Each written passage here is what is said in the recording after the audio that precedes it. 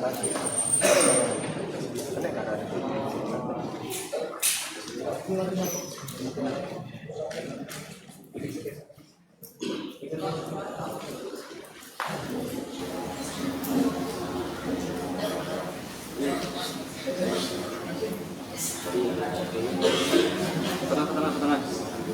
Semangat.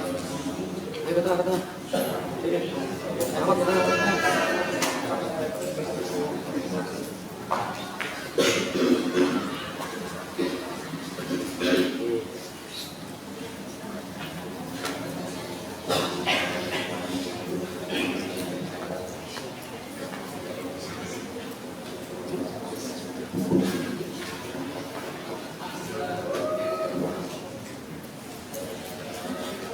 Bismillahirrahmanirrahim. Assalamualaikum warahmatullahi wabarakatuh.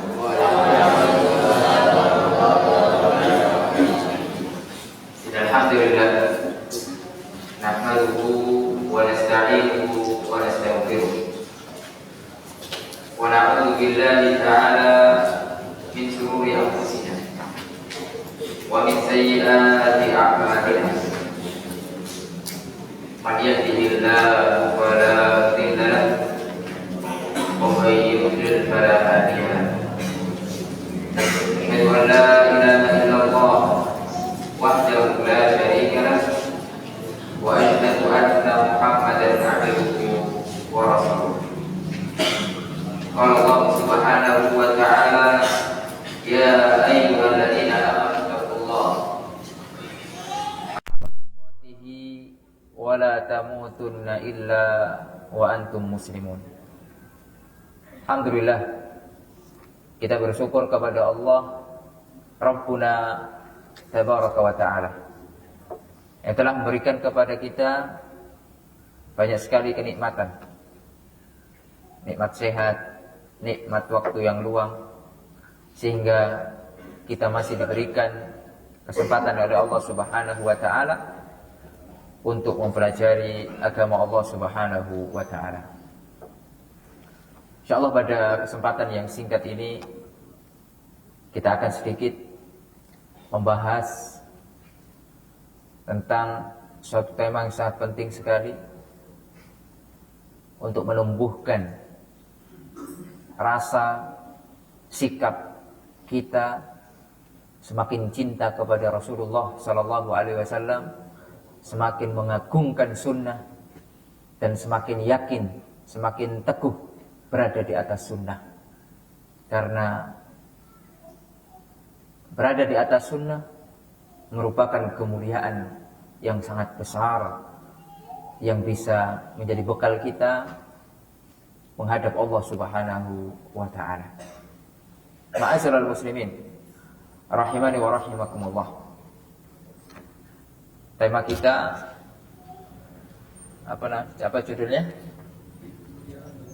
Kemuliaan dalam sunnah. Ya, kemuliaan dalam sunnah. Insyaallah kita akan sampaikan beberapa poin yang berkaitan dengan kemuliaan di dalam sunnah.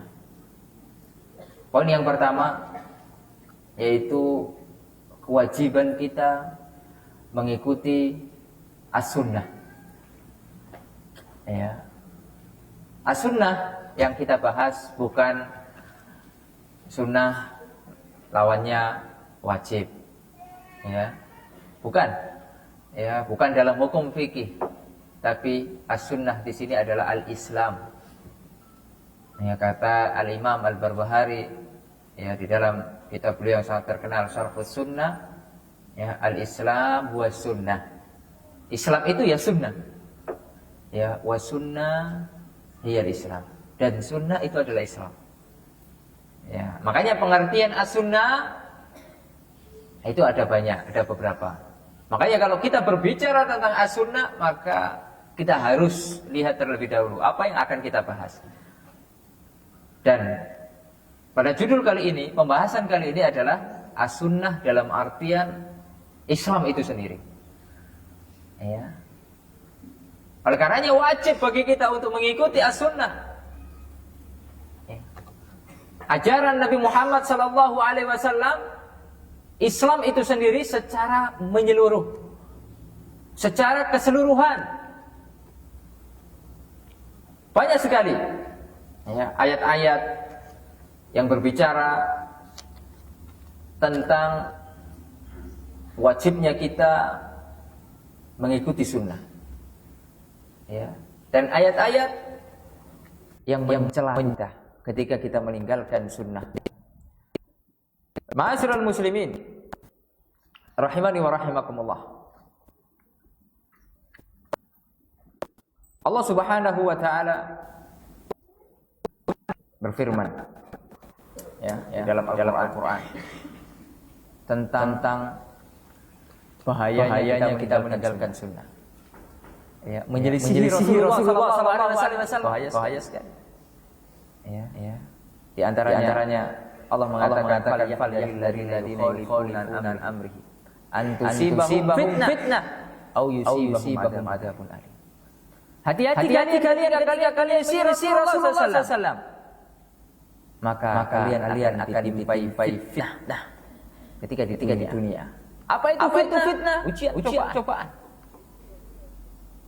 Ya. Orang-orang yang coba menyelisih Rasulullah, menentang ajaran Rasulullah, bahaya. Ya. Di dunia akan mendapatkan cobaan yang berat dari Allah Subhanahu wa taala. Apapun itu. Ya. Dan nanti coba akan contohkan orang-orang yang bisa menentang sunnah, dia mendapatkan musibah besar ketika di dunia. Itu baru di dunia. Belum lagi di akhirat. Mendapatkan adab yang pedih dari Allah Subhanahu wa taala. Au yusibahum adzabun alim. Oleh karenanya, ma'asyiral muslimin rahimani wa rahimakumullah. Ya. Ustaz akan berikan contoh gitu ya. Orang-orang yang menentang sunnah. Bagaimana kesudahannya. Padahal ya, kalau bisa dibicarakan ya. Ini permasalahannya terkait dengan adab.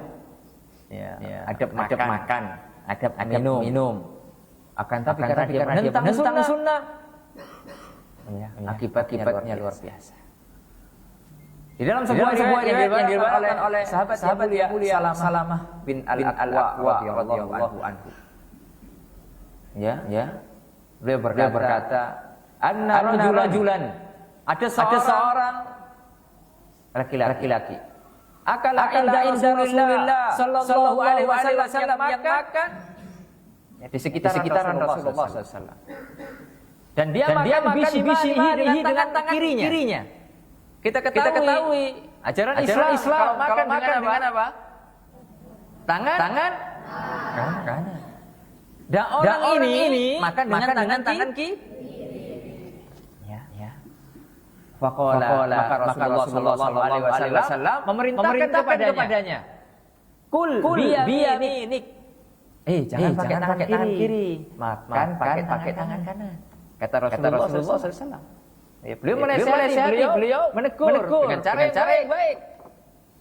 Maka dia mengatakan, la astati. Enggak bisa. Ya. Padahal bisa. Ya, ketika ditegur baik-baik, dia mengatakan, saya bisa. Makan dengan tangan kiri. Makan dengan tangan kanan enggak bisa saya. Bisanya tangan kiri. Ya. Maka apa kata Nabi SAW? Las tatah. Niscaya kamu betulan tidak akan mampu. Kata Nabi. Kamu mengatakan enggak mampu makan dengan tangan kanan, kamu pasti enggak akan mampu juga. Pasti kamu akan enggak akan mampu. Iya. Kemudian manahu kata sahabat tadi, manahu illal kibru. Dan dia itu mengatakan bahwa saya tidak makan dengan tangan kanan itu dengan kesombongan. Berbeda dengan ketika dia mungkin udzur, sakit, tangan kanannya sakit, terkilir misalnya, ataupun patah, ataupun mohon maaf, ya, memang tidak punya tangan kanan misalnya. sehingga dia makan dengan itu ma'dzur, mendapatkan udzur. Akan tapi jika tidak demikian, menentang dengan kesombongannya, ya, maka dia akan mendapatkan bahkan secara langsung. Apa kata sahabat itu? Qala fama rafaha ila fihi. Dan ketika itu tangannya tidak bisa lagi mengangkat ke mana? Ke mulutnya. Artinya apa? Seketika itu tangannya langsung lumpuh. Iya. Bayangkan tuh. Menentang sunnah. Bahaya atau tidak? Bahaya. Makanya enggak boleh main-main. Enggak boleh main-main. Dengan sunnah ini. Ya, dengan ajaran Islam. Ketika kita diberikan peringatan, kita belum bisa melaksanakan peringatan tersebut. Minta maaf kita sama Allah.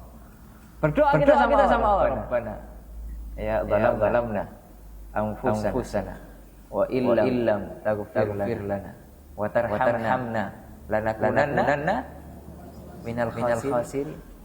Ya Allah. Ya, kalau seandainya kita belum bisa mengikuti sunnah, belum bisa. Ya, karena mungkin ada tuntutan itu. Jangan kita menentang sunnah. Minta ampun sama Allah. Kalau kita menentang bahaya. Ya. Itu contoh yang pertama. Ya. Itu contoh yang pertama. Dan contoh yang berikutnya. Ya, contoh yang berikutnya. Di antara sunnah Nabi Muhammad SAW adalah kalau kita minum tidak langsung dari teko. Tahu teko ya? Apa sih kalau bahasa sini? Ada ceret gitu ya. Ceret. Itu kita dilarang langsung minum gitu ya. Apalagi itu untuk orang banyak. Ya, kecuali kalau ceret itu punya kita sendiri, enggak ada yang lain minum, enggak ada masalah. Tapi itu kalau misalnya di pondok pesantren ya, ataupun di tempat umum, ataupun lagi sekarang di kondangan gini, atau lagi ada kumpulan, di situ disediakan air minum. Ya yang mana ya pakai gelas dong masing-masing. Iya. Enggak boleh kemudian kita langsung apa? Minum dari mulut teko tersebut. Iya. Dan itu sudah ada hikmah. Iya. Yang telah Rasulullah ajarkan kepada kita. Akan tapi masih ada sebagian kaum muslimin yang tidak mengindahkan anjuran tersebut. Ya, mungkin karena lupa ataupun tidak tahu ataupun memang sengaja melanggarnya. Sengaja deh. Ya. Di dalam sebuah riwayat yang dibawa oleh sahabat yang mulia Abu Hurairah radhiyallahu taala.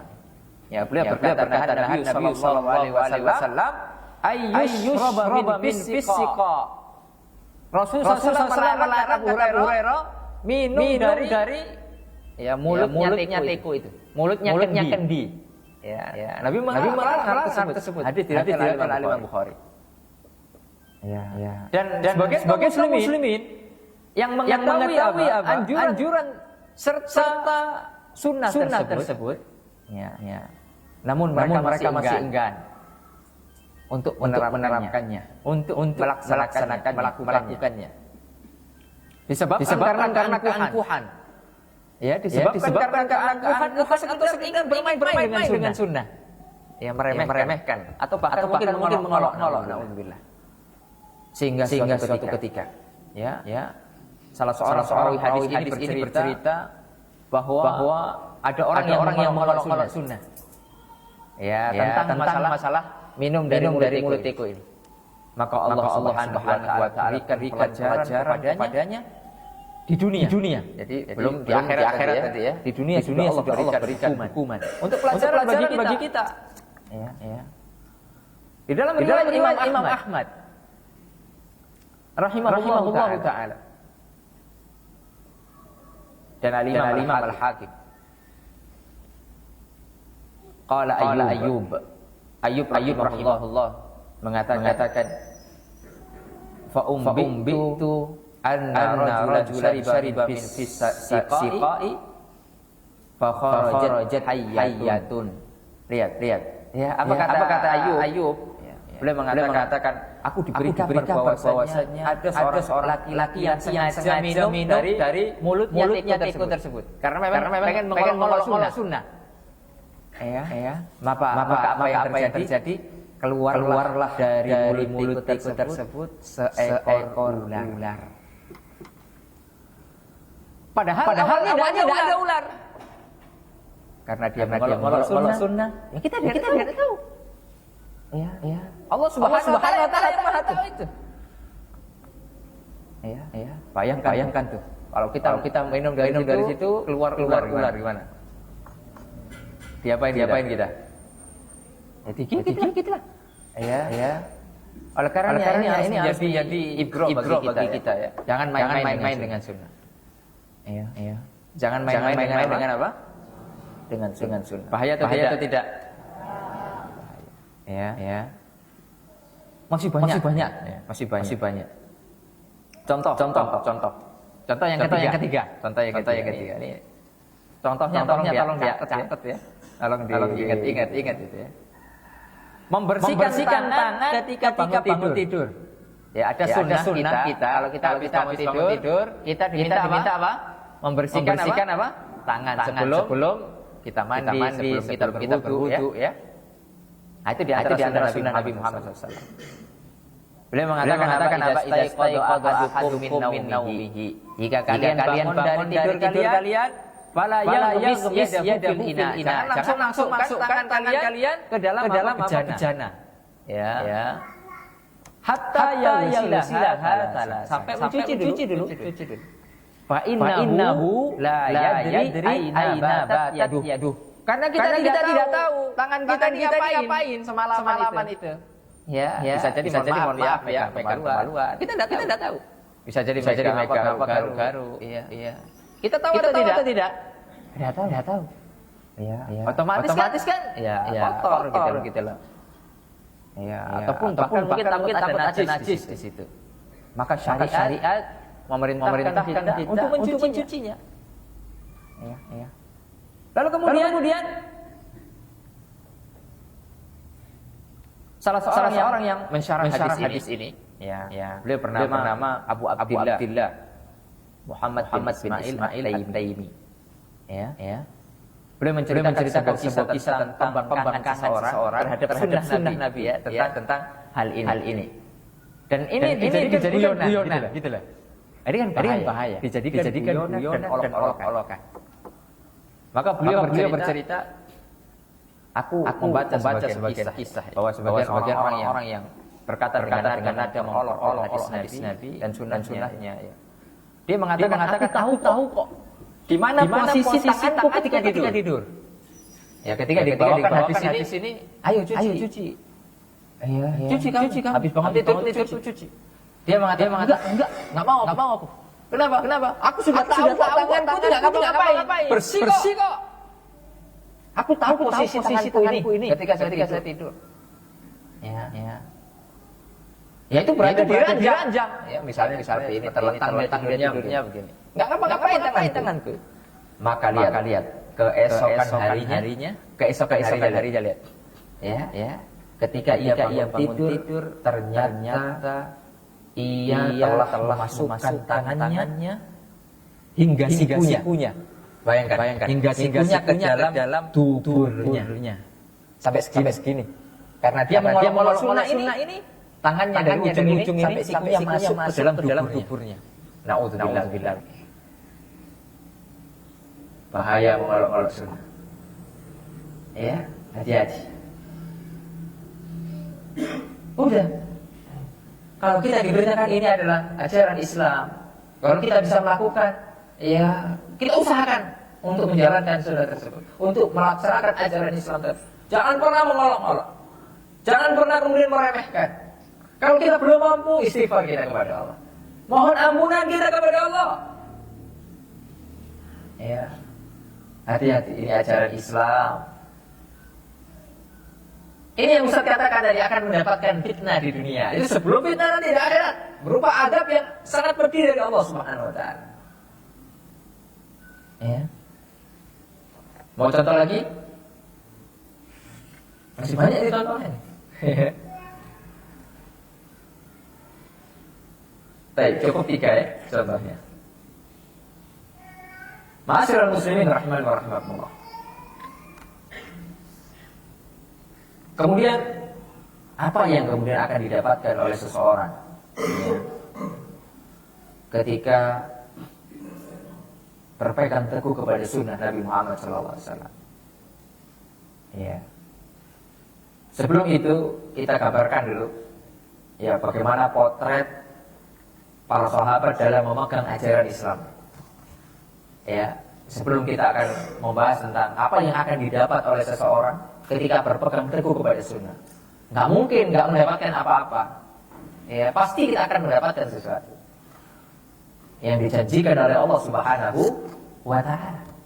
Sebelum itu kita akan bahas bagaimana potret para sahabat memegang sunnah ini dengan erat, bahkan tidak mau meninggalkan walaupun sejengkal. Ya, sahabat yang mulia yang dijamin oleh Allah Subhanahu wa Ta'ala, dijamin surga, Abu Bakar As-Siddiq radhiyallahu ta'ala. Ya. Oh, ini sudah ijma ya, kecuali orang Syiah ya. Orang Syiah mengatakan Abu Bakar di dalam neraka. Ini ya orang Syiah itu bahlul ya. Tidak paham dia. Ya. Orang yang paling mulia yang menemani Nabi Muhammad SAW hijrah. Ya, yang berkorban semua hartanya, semua. Ya, bukan setengah-setengah ya. Kan kalau kita berkorban untuk Islam kan masih ya setengah-setengah gitu ya. Mau infak masih berat. Tapi Abu Bakar tidak ada. Semuanya, kalau bisa semuanya, dirinya pun diinfakkan. Ya, ini enggak setengah-setengah. Makanya kata para ulama, kalau seandainya iman Abu Bakar itu ditimbang, Abu Bakar ini ya, ini semua imannya umat Islam setelah Abu Bakar, masih berat imannya Abu Bakar. Satu orang itu. Makanya kata Nabi, kalau seandainya ada Nabi setelah Nabi Muhammad, yang pantas jadi Nabi adalah Abu Bakar. Ya, saking mulianya orang ini. Dan banyak ya dalil-dalil menyebutkan keutamaan sahabat yang mulia Abu Bakar As-Siddiq radhiyallahu taala anhu.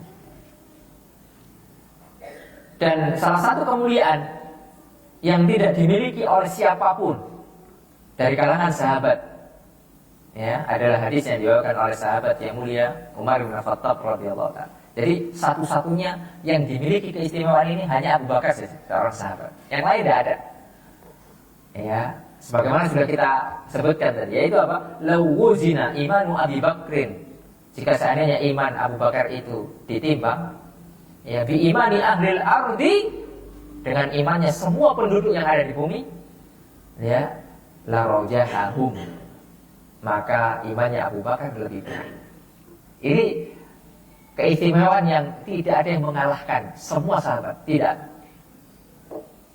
Ya. Ma'asyiral muslimin rahimani wa rahimakumullah. Dan Abu Bakar adalah salah satu contoh ya bagi kaum muslimin dalam apa? Mengikuti sunnah Nabi Muhammad, mengikuti ajaran Nabi Muhammad SAW. Karena tidak mungkin beliau mendapatkan keimanan yang kuat ya, melainkan dengan perjuangannya memperjuangkan sunnah, mengamalkan sunnah, mengamalkan ajaran Nabi Muhammad SAW di semua lini kehidupannya. Ya, beliau pernah mengatakan, ya Abu Bakar As-Siddiq mengatakan, lastu tarikan syai'an kana Rasulullah sallallahu alaihi wasallam ya'malu bihi illa amiltu bihi. Kata Abu Bakar, tidaklah pernah aku meninggalkan sesuatu, kata Abu Bakar, yang pernah diamalkan oleh Rasulullah SAW, melainkan aku contoh dan aku amalkan. Ya, tidak pernah aku meninggalkan sesuatu yang sesuatu tersebut pernah diamalkan oleh Rasulullah, melainkan aku contoh dan aku amalkan. Lihat kata Abu Bakar demikian. Akhsha fa inni akhsha, ya in taraktu syai'an min amrihi an azigho. Kata beliau, karena aku takut jika aku satu saja meninggalkan ajaran Rasulullah, ya aku takut tersesat. Berapa banyak ajaran Rasulullah yang sudah kita tinggalkan. Ini Abu Bakar satu saja takut ketika beliau menyimpang dari ajaran Rasulullah, beliau takut tersesat. Ini adalah potret sahabat dalam berpegang teguh pada sunnah. Ya. Coba kita akan sebutkan ya beberapa contoh penerapannya ya dalam menjalankan sunnah Rasulullah SAW. Di antara sunnah ya terkhusus untuk kaum laki-laki, ya, berarti kita ya, adalah tidak menjulurkan pakaiannya, sarungnya, jubahnya, celananya, atau yang sejenisnya melebihi mata kaki, ya, atau dikenal dengan apa? Isbah. Ya, ini ajaran Islam, Pak. Jangan kemudian diolok-olok tuh. Ya, pakaiannya banjir lah, kebanjiran lah, apalagi ya, atau tidak punya kain lah, kurang kainnya lah. Oh bahaya ya. Ya. Dan keadaan Abu Bakar As-Siddiq radhiyallahu taala ya, yang berupaya untuk selalu menjadikan pakaiannya di atas mata kaki. Ya, jadi karena beliau ini tahu ajaran Islam, beliau selalu berpakaiannya demikian. Ya. Apapun pakaian yang dipakai selalu di atas mata kaki. Ya. Dalam sebuah riwayat yang dibawa oleh sahabat Abdullah bin Umar radhiyallahu taala, ya, bahwasanya Nabi Muhammad sallallahu alaihi wasallam bersabda, "Man jarra thawbahu khuyala lam yanzurillahu ilaihi yaumal qiyamah." Barang siapa yang menjulurkan pakaiannya melebihi mata kakinya dengan sombong, ya, memang mesti ada perbedaan pendapat, ya, tapi kalau dengan sombong ini nggak ada perbedaan. Sepakat ulama haram hukumnya. Ya, maka apa hukumannya? Allah tidak akan melihat dirinya pada hari kiamat. Hukuman yang lebih berat apalagi kalau kita tidak dilihat Allah pada hari kiamat. Betapa sedihnya kita. Ya. Kita misalnya punya orang tua atau punya guru gitu ya. Murid-murid yang lain dilihat sama mereka, disayang. Kita jadi anak ya dari orang tua kita, saudara-saudara kita dilihat, ditengok. Kita sendiri gak dilihat. Gimana rasanya? Antum lah di pondok pesantren, teman-teman antum ditengok sama orang tuanya. Tapi antum sekalipun tidak pernah ditengok. Bukan karena orang tuanya ada uzur, tidak mampu orang tuanya untuk tengok. Tapi emang gak pengen aja nengok antum. Antum gak dianggap. Gimana rasanya? Sedih, sakit. Bagaimana nanti di hari kiamat antum tidak dilihat oleh Allah Subhanahu wa taala. Ya, ini hukuman yang berat. Ketika Abu Bakar mendengarkan hadis tersebut, beliau merasa takut atas dirinya. Karena Abu Bakar itu, ya, postur tubuhnya itu kurus. Ya, Abu Bakar itu postur tubuhnya apa? Kurus. Yang menyebabkan pakaiannya itu selalu apa? Melorot ya, tahu melorot ya? Ya, karena kendor gitu ya. Karena kurus gitu. Akhirnya kadang melorot, kadang melewati mata kaki. Ya, tapi asalnya di atas mata kaki pakaian tersebut. Tapi karena melorot, ya akhirnya menjulur. Ya, maka ketika itu juga Abu Bakar memberanikan diri untuk bertanya kepada Rasulullah. Ya, jadi kalau ada sesuatu yang iskal, sesuatu yang mengganjal itu langsung tanyakan kepada ahli ilmu, jangan dipendam sendiri. Ya, lihat bagaimana Abu Bakar ini, dia mengganjal, ya, hal tersebut mengganjal bagi dirinya. Dia tanya kepada Rasulullah. Ya, beliau mengatakan, "Inna ahada shiqqai thawbi yastarhi illa an ata'ahada dzalika minhu." Ya. Sungguh salah satu ujung celanaku itu biasanya melorot, kata Abu Bakar. Akan tapi aku selalu memperhatikannya. Kalau melorot, saya tarik lagi. Melorot, tarik lagi gitu loh. Itu Abu Bakar itu gelisah. Ya. Maka Rasulullah Shallallahu Alaihi Wasallam mengatakan, innaka lasta tasna'u dzalika khuyala. Ketahuilah bahwasanya Abu Bakar, ya, engkau bukan melakukannya karena kesombongan. Ya, berbeda dengan sebagian kita memang sengaja dari awalnya sudah isbal. Ya, Abu Bakar enggak.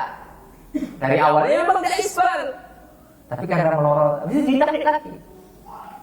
Ya, melorot lagi, ditarik lagi karena takut gitu.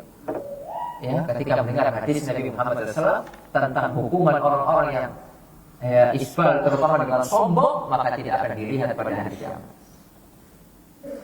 Dari hadis ini dapat kita ambil pelajaran, ya, kaum muslimin dan muslimat, kuatnya usaha yang dilakukan oleh sahabat yang mulia Abu Bakar As-Siddiq, ya, di dalam menjalankan sunnah Nabi Muhammad Sallallahu Alaihi Wasallam. Dia merasa khawatir ya, terhadap dirinya, supaya apa?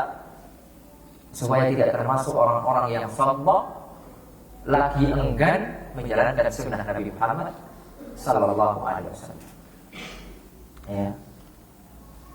Kemudian contoh yang kedua, potret Abu Bakar. Kita contohkan Abu Bakar saja. Ya, kalau kita contohkan sahabat-sahabat yang lain banyak. Waktunya enggak cukup. Contoh yang kedua, di antara wasiat Nabi Muhammad SAW sebelum beliau meninggal adalah mengutus pasukan untuk melawan orang-orang Romawi. Ya, bangsa Rom, yang dulu menjadi tempat gugurnya beberapa sahabat Nabi yang mulia seperti Zaid bin Harithah. Siapa? Zaid bin Harithah. Begitu juga Ja'far bin Abi Thalib, gugur. Ya. Dan Abdullah bin Rawahah serta sahabat yang lainnya radhiyallahu ta'ala. Ini perang apa? Perang apa? Perang apa?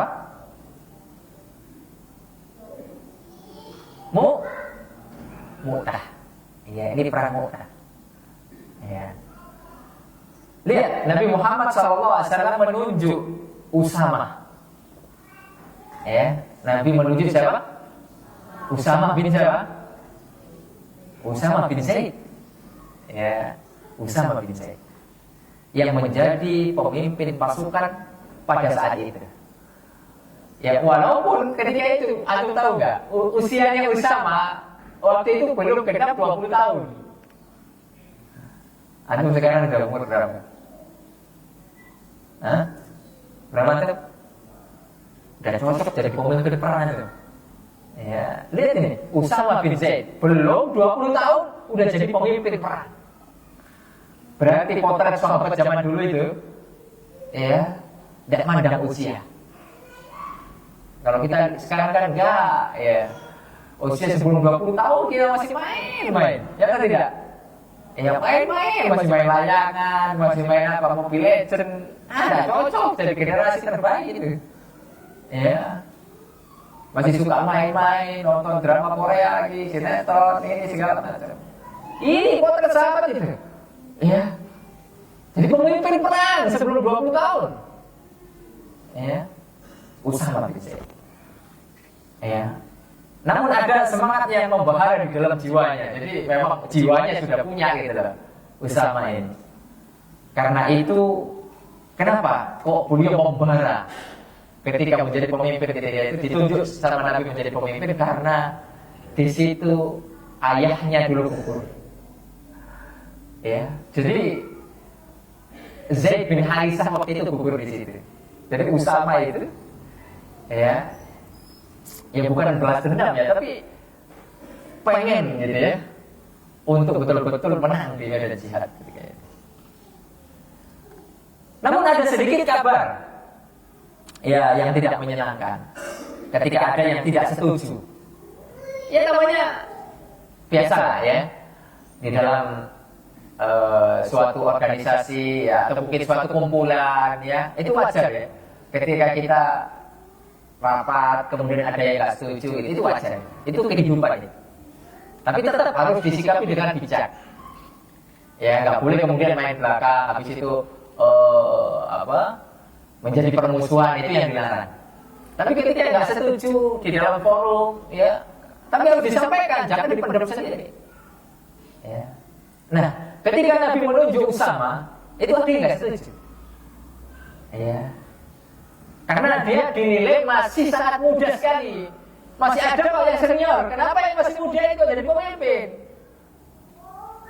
Ya. Ya kita lihat sekarang. Kalau yang muda itu punya syarat-syarat menjadi pemimpin, kenapa tidak? Sedangkan yang senior mungkin sudah lemah dia. Ya, kurang energi, kemudian fisiknya mungkin lemah. Ya sudah, ngalah saja. Kan enak tuh kalau kita punya pemikiran yang luas gitu. Tidak harus senioritas. Ya, tetap kita menghormati ya yang senior-senior dalam dakwah, yang ini dan itu ya. Tapi untuk memimpin ya kita lihat dulu kemampuan. Ya, sepak terjangnya, track recordnya dilihat. Nah ini Nabi Muhammad SAW, nggak mungkin Nabi salah pilih itu. Itu yang harus kita perhatikan. Nah, kemudian Nabi pun memberikan pesan kepada semua, ya para sahabat. Waktu itu beliau naik di atas mimbar, ya naik di atas mimbar, agar menghilangkan kabar yang tidak baik tersebut. Udah, nggak usah digubris, karena itu akan melemahkan kaum muslimin. Karena ada aja orang-orang yang di dalam dakwah ini yang mengganggu, itu ada aja. Ya kadang ya di internal sendiri ada saja. Ya yang mengganggu menjadi duri, ada saja. Ya maka kita harus menyikapinya dengan bijak. Ya. Karena itu nanti akan melemahkan perjuangan. Maka Nabi menyuruh, udah nggak usah digubris berita-berita tersebut, berita miring tentang pertentangan tersebut, tentang ketidaksetujuan sebagian orang itu, udah nggak usah digubris. Kita hadapi saja. Ya, kita fokus dengan tujuan kita, tujuan besar kita, yaitu perang melawan Romawi. Di dalam sebuah riwayat yang dibawakan oleh Salim dari ayahnya, ya, bahwa Nabi Muhammad SAW bersabda ketika beliau berada di atas mimbar sambil berucap, "In tat'anu fi imaratihi yuridu Usamah bin Zaidin faqad ta'antum fi imarati abihi min qablihi." Apabila kalian mengecam kepemimpinan Usamah bin Zaid, berarti kalian telah mengecam kepemimpinan bapaknya yang sudah terlebih dahulu memimpin pada perang tersebut yang telah lalu, yaitu Zaid bin Harithah.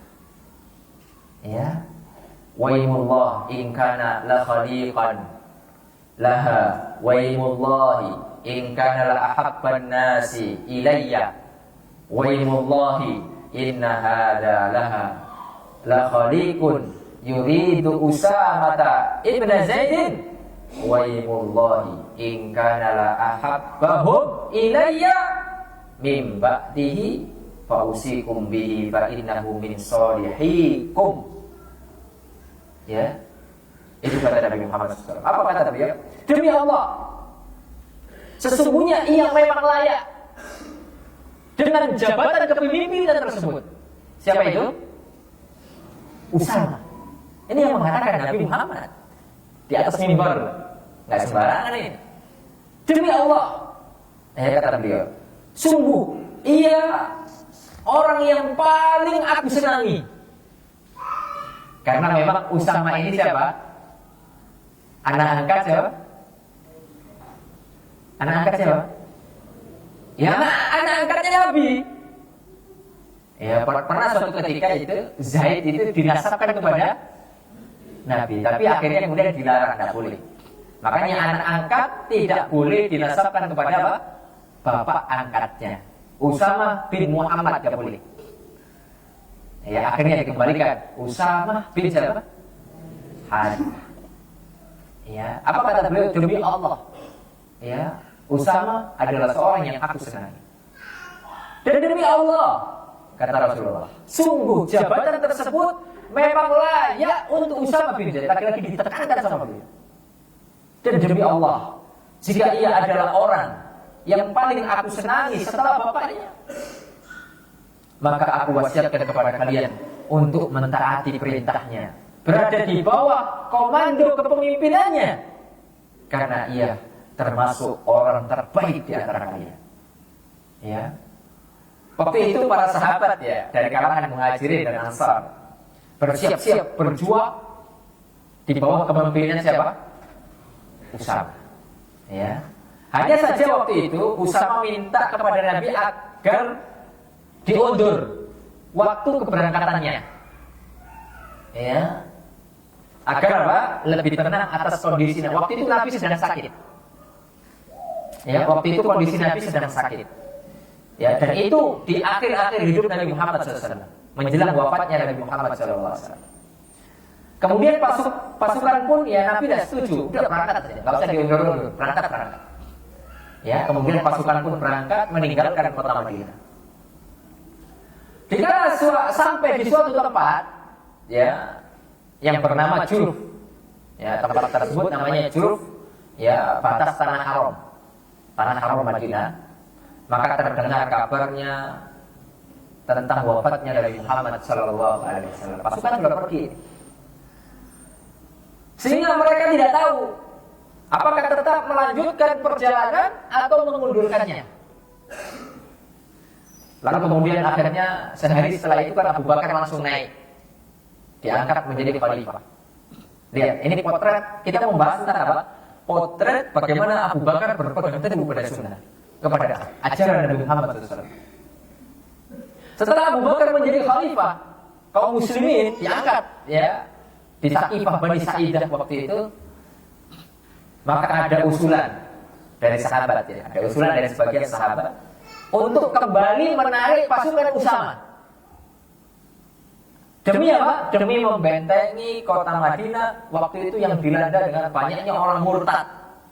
Karena pada zaman Abu Bakar itu, setelah Nabi wafat, itu ternyata banyak orang murtad keluar dari Islam. Ya. Saat tersebut, ya Abu Bakar, maka Abu Bakar pun mengatakan, lihat perkataan Abu Bakar ini luar biasa. Boleh mengatakan apa? Wallahi, demi Allah. Ya. La ilaha illa dah. Aku dah Rasulullah sallallahu alaihi wasallam. Ya. Aku tidak akan pernah melepaskan tali yang telah diikat oleh Rasulullah sallallahu. Adzan ini. Adzan dulu ya. Hah? Belum. Kita lanjut. Oh, adzan dulu. Siap. Silakan adzan dulu.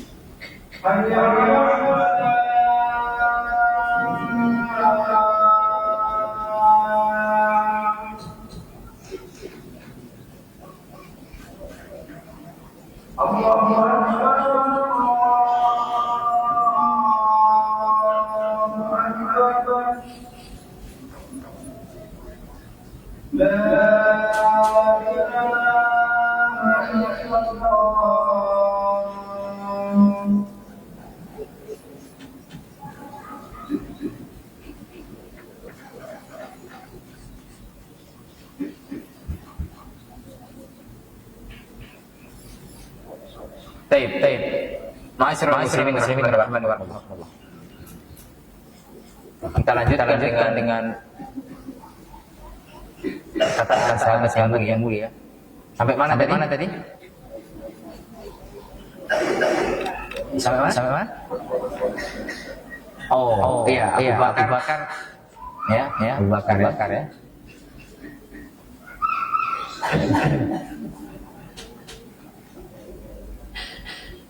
Nah, Abu Bakar radhiyallahu taala mengatakan, ya, demi Allah, aku tidak akan pernah melepaskan tali yang telah diikat oleh Rasulullah. Maksudnya apa? Usama itu sudah diutus, nggak mungkin tak tarik lagi gitu lah. Itulah yang dimaksud sama Abu Bakar. Nggak mungkin. Saya menarik kembali pasukan yang sudah diberangkatkan oleh Rasulullah. Itu tidak mungkin. Ya, nggak mungkin saya melakukan hal yang demikian, kata Abu Bakar. Walau anna at-tayra takhtufuna. Kalau seandainya burung-burung memakan jasad kita. Wasiba min haulil Madinah. Dan binatang puas ada di sekitar kota Madinah. Walaupun itu terjadi, kita akan tarik pasukan. Karena sudah diberangkatkan oleh Rasulullah. Walau annal kilab jarat bi'arjuli ummahatil mu'minin. La jahazanna jaysa sama wa amra al-harth yakununa haulal Madinah. Ya. Ketika anjing berkeliaran di antara kaki-kakinya ummahatul mu'minin, maka pasti akan disiapkan pasukan sama dan memerintahkan berapa jaga di sekitar Madinah. Yang demikian merupakan keteladanan dalam mengikuti perintah Rasulullah sallallahu alaihi wasallam. Walaupun apapun yang terjadi, sehingga walaupun Madinah membutuhkan banyak pasukan.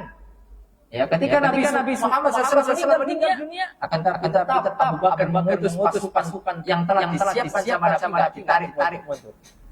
Dan ternyata apa yang terjadi? Abu Bakar ternyata yang benar. Abu Bakar ternyata yang benar. Ketika orang di sekitar Madinah melihat ada pasukan yang mengutus keluar, mereka mengira muslimin sangat kuat. Dan memiliki jumlah pasukan yang sangat banyak. Karena tidak mungkin mengutus pasukan keluar kecuali yang di dalam sudah kuat ataupun lebih banyak. Dan anggapan itulah yang membuat mereka akhirnya apa? Kembali kepada Islam dan bergabung kepada kaum muslimin. Orang-orang yang murtad tadi melihat kekuatan pasukan tersebut, maka mereka memeluk agama Islam. Taubat mereka. Di dalam kisah ini ada makna dan semangat yang kuat dari sahabat yang mulia Abu Bakar Siddiq radhiyallahu anhu. Dia rela memilih mempertahankan Madinah kalau seandainya diserang oleh musuh daripada harus menarik kembali pasukan yang sudah diberangkatkan oleh Rasulullah sallallahu alaihi wasallam. Karena pasukan ini merupakan apa? Utusan dari Nabi. Abu Bakar merasa tidak pantas menyuruh mereka kembali karena khawatir. Apa yang beliau khawatir? Menyelisihi apa yang telah dilakukan sama Nabi. Masya-Allah. Luar biasa. Di sudah dalam mengagungkan sunnah sampai yang mulia Bakar Siddiq. Padahal kita bicara berhak atau tidak berhak karena beliau sudah jadi pemimpin. Beliau sudah mengambil alih kepemimpinan. Apapun yang dilakukannya sah. Karena pemimpin sudah. Karena Karena untuk kalau itu untuk masalah ya berhak diambil, diputuskan gitu loh. Ya. Namun bagi Abu Bakar itu ya sesuatu yang besar. Takut. Karena alasan itu sudah sama Nabi. Ma'asyiral muslimin. Rahimani wa rahimakumullah. Itu sedikit contohnya kalau kita sebutkan banyak sekali. Taib. Pembahasan yang terakhir adalah apa yang kita dapat ketika kita senantiasa berpegang kepada sunnah. Ya. Yang pertama adalah kita akan mendapatkan mahabbatullah. Ya, kita akan mendapatkan kecintaan Allah. Karena ketika kita melaksanakan sunnah, melaksanakan ajaran Rasulullah, hakikatnya kita melaksanakan apa? Perintah Allah. Apa kata Allah? Mayyuti'ir Rasul. Mayyuti'ir Rasul. Fakat atau Allah. Barang siapa yang taat kepada Rasulullah, hakikatnya dia taat kepada Allah. Ya. Apa kata Allah SWT dalam Al-Quran? Ya, ini dikatakan oleh para ulama sebagai ayat ujian, imtihan. Ya, bagi orang-orang setelahnya. Allah mengatakan in kuntum tuhibbunallah fattabi'un. Jika kalian cinta kepada Allah, maka ada syarat. Jangan hanya cinta sama Allah, tapi ada syarat yang harus diikuti. Ya. In kuntum tuhibbunallah. Apa? Maka ikutilah Rasulullah. Ikutilah ajaran Rasulullah SAW. Iya. Diuji. Benar nggak? Cintanya benar atau tidak? Atau hanya sekedar cinta palsu? Atau hanya sekedar omong-omong? Iya. Omong kosong. Maka sekarang lagi usung bahasa omong-omong gitu. Bukan hanya omong-omong gitu. Benar nggak kita cinta sama Allah? Kalau cinta sama Allah, buktikan dong. Ikuti dong sunnah Rasulullah SAW. Iya.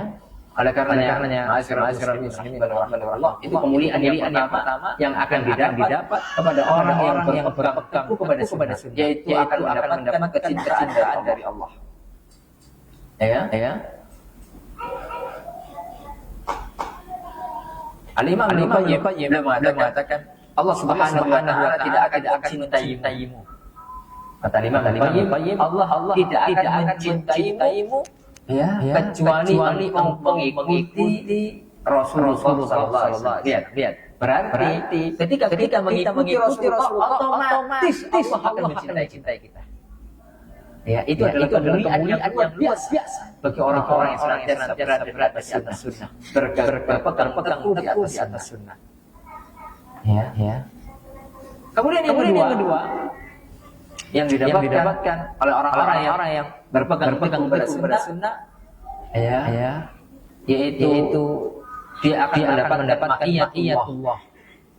Terus ya, mendapatkan penjagaan dari Allah Subhanahu wa taala. Ya, ketika seorang melakukan amalan dalam teladan di Rasulullah yang sejatinya itu merupakan Tuhan kepada Allah, maka Allah tentu akan selalu bersamanya. Ya, ma'iyatullah. Allah Subhanahu wa taala akan senantiasa memberikan taufik untuk senantiasa berkebaikan. Terus diberikan keberkahan dalam hidupnya. Ya, anggota tubuhnya tidak akan melakukan sesuatu kecuali apa? Yang diridhoi oleh Allah. Ya. Jika mahabbatullah sudah kita raih, maka ma'iyatullah, kebersamaan Allah Subhanahu wa taala akan kita raih. Ya, ini adalah kemuliaan. Allah Subhanahu wa taala akan selalu bersama hamba-hambanya yang hidup dipenuhi dengan ibadah kepada Allah Subhanahu wa taala. Tentu yang melayani siapa? Bimbingan Nabi Muhammad sallallahu alaihi wasallam. Kemudian yang ketiga, dia akan mendapat jawaban dari doa yang dipanjatkan. Kalau kita berpegang kepada sunnah, itu salah satu wasilah agar doa kita dijawab oleh Allah SWT. Doa yang kita panjatkan dijawab oleh Allah SWT. Ya. Apa kata Rasulullah SAW dalam sebuah hadis? Man adali waliyan faqad adzantuhu bil haq. Barang siapa yang memusuhi waliku, yaitu kekasih Allah Subhanahu wa taala, maka dia berarti telah mengumumkan perang dengan kata Allah. Ya, ini hadis qudsi. Kemudian Allah SWT mengatakan dalam hadis tersebut, wa ma taqarraba ilayya abdi bi syai'in ahabba ilayya mimma taraktu alaihi. Tidak ada yang lebih aku sukai dari seorang hamba, kata Allah, yang mendekatkan diri kepadaku, kata Allah, kecuali yang melakukan yang aku wajibkan. Jadi kalau kita melaksanakan yang wajib, maka Allah cinta sama kita. Ya. Lalu kemudian wa ma za'u yataqu ilayya nawafil hatta uhibbah. Fa idza ahbabtuhu kuntu sam'ahu alladhi yasma'u bihi wa basarahu alladhi yubsiru bihi wa yadahu allati yabtishu biha wa rijlahu allati yamshi biha wa in sa'alani la u'tiyannah. Ya. Lihat apa kata Allah Subhanahu wa taala. Dan terus hamba-hambaku itu bukan berhenti melaksanakan kewajiban saja, menjalankan yang sunnah. Berpegang teguh kepada semua ajaran Rasulullah SAW. Ya. Maka aku pun lebih mencintainya. Ya. Dengan apa? Ketika aku sudah mencintai hamba tersebut, maka aku akan menjadi pendengarannya. Yang mendengar, menjadi penglihatannya, menjadi ini itu sampai kemudian kata Allah, jika seandainya mereka minta kepadaku, berdoa kepadaku akan kabulkan. Ya, aku akan kabulkan. Jadi saya Imam Bukhari. Ya. Karena jamaah muslimin rahimahullah. Ya, masih banyak keutamaan dan kemuliaan yang kita dapatkan. Ya. Ketika kita menjalankan sesuatu yang diajarkan oleh Rasulullah sallallahu alaihi wasallam. Ya, barakallahu fikum. Semoga Allah taala memberikan keberkahan kita. Semoga Allah taala memberi kita. Semoga yang ini bermanfaat. Ya. Sebelum kita tutup, biasa kita akan bagi apa? Hadiah. Ya. Ada yang mau hadiah? Mau. Tapi syaratnya harus apa? Jawab. Gak ada yang namanya makan siang gratis, bos. Ya. Antum jawab. Antum hadiah jawab dulu. Ya. Zaman sekarang ada yang gratis, bos, gitu ya. Siapa yang bisa menyebutkan isi dari materi yang Ustaz sampaikan? Ayo. Ustaz pertanyaannya itu aja. Cuma kan kajiannya beda-beda. Ya kan? Jawabannya ya kayak gitu aja. Cuma pertanyaannya itu aja. Dari mulai di mana gitu aja. Ayo. Di Quran Madinah harganya ini. Kalau antum jual lagi 100.000. Ya. Oh, silakan. Fadhal. Silakan.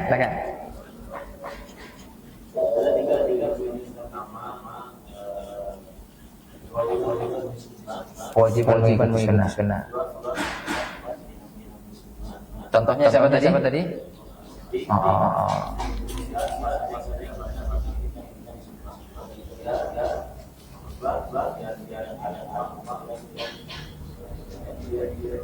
Dikabulkan. Masya Allah. Sebenarnya masih banyak.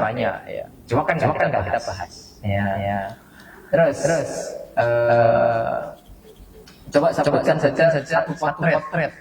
Atau kita sebutkan tadi. Sebelum potret tadi kita sebutkan. Akibat dari apa? Menjadi sunnah. Coba sebutkan satu contoh tadi.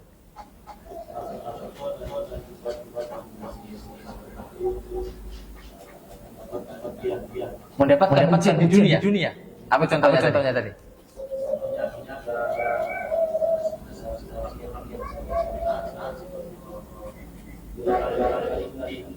Dilarang dari kendi.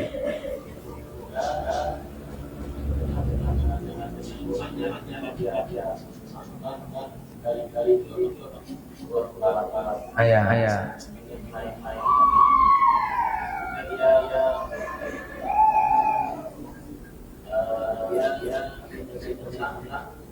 Masya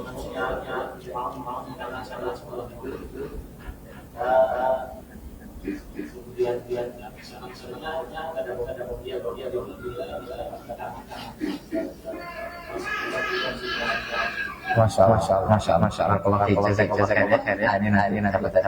Siapa yang mau melengkapi? Yang belum lengkap. Ada? Silakan.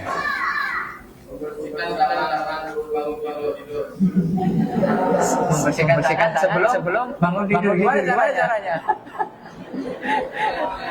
Coba lihat. Membersihkan tangan sebelum bangun tidur. Berarti kan dia masih tidur. Berarti setelah apa? Setelah bangun. Setelah bangun tidur. Bukan sebelum ya? Diam. Lanjut.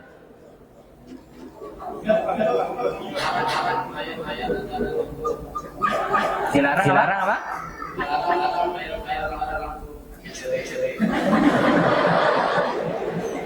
Nggak boleh ya.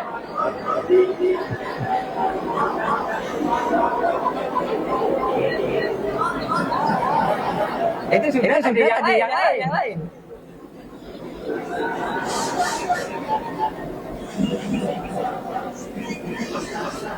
Nah, itu catatannya diperbaiki itu. Yang lain. Apalagi? Apa? Pispal. Isbal. Ya. Kenapa isbal? Dilarang. Itu aja. Terus.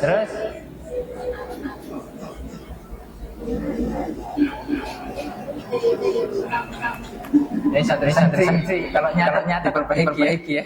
Kalau nyata diperbaiki. Sudah? Apalagi?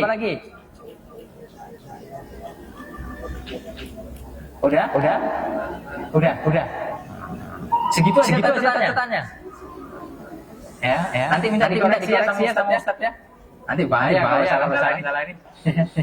Barakallahu fikum. Karena ada kisah ya. Ada kisah yang cukup menarik ya. Makanya kalau ngaji fokus, ngantuk ya, catat betul. Ya, karena ada satu kisah Rasulullah SAW bersabda dalam sebuah hadis, Habbatus sauda, ya Habbatus sauda, lihat batu ya dawaun likulida. Habbatus sauda itu obat segala penyakit. Ya. Demikian. Hadisnya.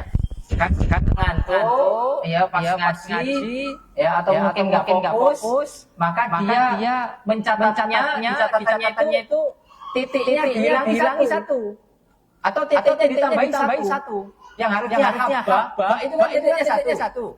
Dia tambahin titiknya satu, jadi orang membacanya hayyah. Akhirnya apa? Hayyatus sauda dawaun likulida. Ular hitam obat semua penyakit. Akhirnya orang sakit dicarikan ular hitam. Bukannya dia sembuh tambah mati. Ini bahaya kalau ngaji enggak fokus. Ya barakallahu fikum. Heran ya jazakallahu khairan sabar dan mengurus masjid santri-santri sunnah. Semoga Allah Subhanahu wa taala berikan kepada kita menjadikan kita orang-orang yang taat pada sunnah Nabi Muhammad sallallahu alaihi wasallam sampai kita meninggal dunia. Sallallahu alaihi wa alihi wasallam. Subhanallah wa bihamdika asyhadu an la ilaha illa anta astaghfiruka wa atubu ilaik. Wassalamu alaikum warahmatullahi wabarakatuh.